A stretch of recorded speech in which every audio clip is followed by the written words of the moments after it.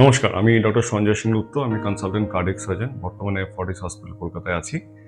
আজকে আপনাদের সঙ্গে একটা খুব গুরুত্বপূর্ণ বিষয় নিয়ে আলোচনা করতে চাই। এটা মেইনলি হচ্ছে যাদের অপারেশন হয়েছে, একটা পোস্ট অপারেটিভ অ্যাসপেক্ট।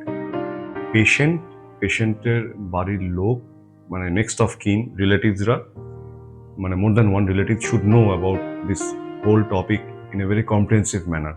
প্রথম কথা হচ্ছে, আমরা যাদের মেকানিক্যাল ভ্যালভ দিতে বাধ্য হই, যেমন যাদের বয়স কম, যাদের 65 এর কম বয়স, যাদের কিনা আমাদের ভ্যালভটা বহু বছর টিকিয়ে রাখতে হবে, তাদের ক্ষেত্রে আমাদের মেকানিক্যাল ভ্যালভ যেহেতু মেটালিক ভ্যালভটা যদি ভালো করে হার্টের ভিতরে মুভমেন্টটা বজায় রাখতে হয়, তাহলে আমাদের রক্তের যে তরলতাটা সেটাকে কমিয়ে রাখতে হয়।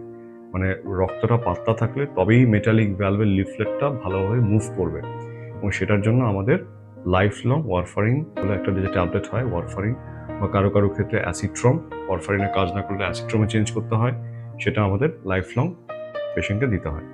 কতটা ব্লাড পাতলা রাখতে হবে সেই ব্যাপারে আমাদের গাইডলাইন আছে, সেটাও আমি বলে দিচ্ছি এখানে।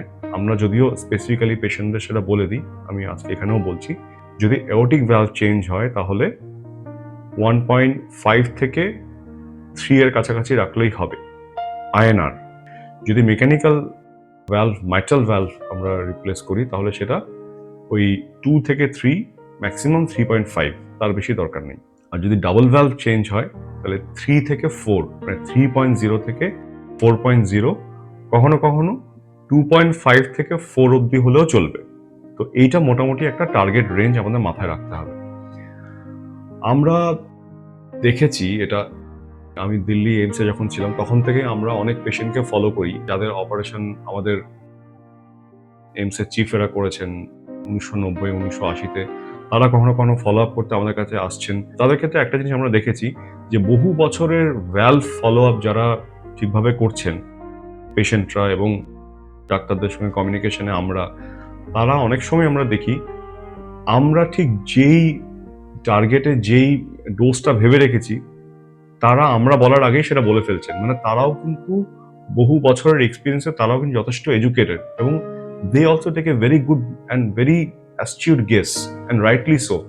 তো সেই অ্যাসপেক্টটা যেতে আপনাদের সময় লাগবে 7-8 বছর, 10 বছর, কিন্তু তার আগে অবধি আপনারা সবসময় কমিউনিকেট করবেন আপনার কার্ডিয়াক সার্জারি টিমের সাথে with your INR and how much warfarin or Acitrom you are presently on. মানে কতটা ওয়ারফারিন অ্যাসিট্রম বর্তমানে খাচ্ছেন সেটা সবসময় মনে রাখবেন, কখনো ভুলবেন না সেটা। আপনি এবং আপনার বাড়ির লোকেরাও মনে রাখতে হবে। শুধু আপনি মনে রাখলেই হবে না, আপনার বাড়ির অ্যাটলিস্ট একজন কি দুজন সদস্য যেন সেই ডোজটা, প্রেজেন্ট ডোজ যেটা চলছে সেটা কত এমজির ট্যাবলেট আপনি সন্ধ্যাবেলা 6টার সময় খাচ্ছেন সেটা মনে রাখতে হবে। লাস্ট আইএনআর আপনার কত ছিল সেটা মনে রাখতে হবে। আপনার ডাক্তারবাবু সেটা থেকে চেঞ্জ যে করেছেন সেই ডোজটা কত, মানে কত আইএনআর হয়ে আপনার ডোজটা চেঞ্জ হয়ে এখন কত ডোজ আপনি খাচ্ছেন, এই কয়েকটা জিনিস অবশ্যই মনে রাখবেন। কিছু ওয়ার্নিং সাইন আমরা বলি, যেমন ধরুন যে ব্লাডটা খুব বেশি তরল হয়ে গেল। খুব বেশি তরল হয়ে গেল মানে কি, মানে আয়নার আপনার 4-5 এরকম চলে গেল, মানে 4-এর বেশি তো কোনো ভ্যালভেই আয়নারের দরকার নেই, কোনো কম্বিনেশনই। তো বেশি তরল হয়ে গেলে কি হয়, আমাদের রক্ত তরল হয়ে গেলে শরীরের বিভিন্ন জায়গাতে বিভিন্ন রকম প্রবলেম শুরু হয়। যেমন ব্রেনে হেমারেজ হতে পারে খুব রক্ত তরল হয়ে গেলে, শিরদাঁড়াতে রক্ত জমাট বেঁধে অনেক সময় রক্ত তরল হয়ে শিরদাঁড়াতে ব্লিডিং হতে পারে, আপার ব্যাক বা লোয়ার ব্যাক পেইন হতে পারে। ব্রেনে রক্ত তরল হলে আপনারা বুঝতে পারছেন স্ট্রোকের মতো একটা ম্যানিফেস্টেশন হবে, হাত পা অসাড় হয়ে যাবে, সিজার হবে, অনেকের স্কিনে প্রচুর একিমোসিস বা পুরো স্কিনে দাগ হয়ে গেছে, কারোর কি হয় থায়ের পেছনটা প্রচন্ড ব্যথা করছে, কাফ মাসেল প্রচন্ড টেন্ডার, কারোর এরকম দেখবেন যে ব্লাড প্রেশার বেড়ে যাচ্ছে প্রচন্ড, কারোর নোজ ব্লিডিং হচ্ছে, মানে নাক থেকে রক্ত পড়ছে, কারো চোখের পর্দার পেছনে ব্লিডিং হচ্ছে, মাইক্রো ব্লিডিং, তাতে আপনার চোখে ঝাপসা দেখতে পারেন, চোখের পেছনটা কারো খুব ব্যথা হয়। এই ব্যাপারগুলো যখনই আপনারা লক্ষ্য করবেন আপনাদের শরীরে, এই উপসর্গগুলো যখনই দেখবেন, তখনই কিন্তু আপনারা নিকটবর্তী হসপিটালে যাবেন এবং আপনার কার্ডিয়াক সার্জারি টিমের সঙ্গে যোগাযোগ করবেন। অবশ্যই তাদের জানাবেন এটা, যে এরকম এরকম হচ্ছে, কি করব। আচ্ছা, আরেকটা ব্যাপার হচ্ছে ডায়েটের যে হ্যাবিট, সেটা হুট করে চেঞ্জ করবেন না। মানে হুট করে আপনি বডি ওয়েট কমানোর জন্য বা বডি ওয়েট বাড়ানোর জন্য বা যে কোনো কারণেই হোক ক্র্যাশ ডায়েট করছেন, আপনার ভ্যালভ অপারেশন হয়েছে, আপনি আয়নার চেক করেন, আপনি ওয়ারফারিন খান, হঠাৎ করে ক্র্যাশ ডায়েটে যাবেন না। আপনার ডায়েটের যে একটা প্যাটার্ন সেটা যদি এই রেঞ্জে থাকে, হঠাৎ করে সেখান থেকে ওপরে বা নিচে চলে যাবেন না। মানে ডায়েটারি প্যাটার্নটা সাডেনলি চেঞ্জ করবেন না। তাতে করে কি হয়, আয়নারের যে ভ্যালুটা সেটা খুব তারতম্য হয়। আমরা এটা অনেক সময় দেখেছি যে যেসব পেশেন্টদের ভ্যালভ স্টাক হয়ে গেছে, এমার্জেন্সিতে এসছেন, আমরা এরকম প্রচুর পেশেন্ট এরকম দেখেছি। আপনারা শুনলে অবাক হবেন, ব্লাড গাঢ় হয়ে গেছে বলে ভ্যালভটা আটকে গেছে। অ্যাকচুয়ালি ব্যাপারটা তা নয়।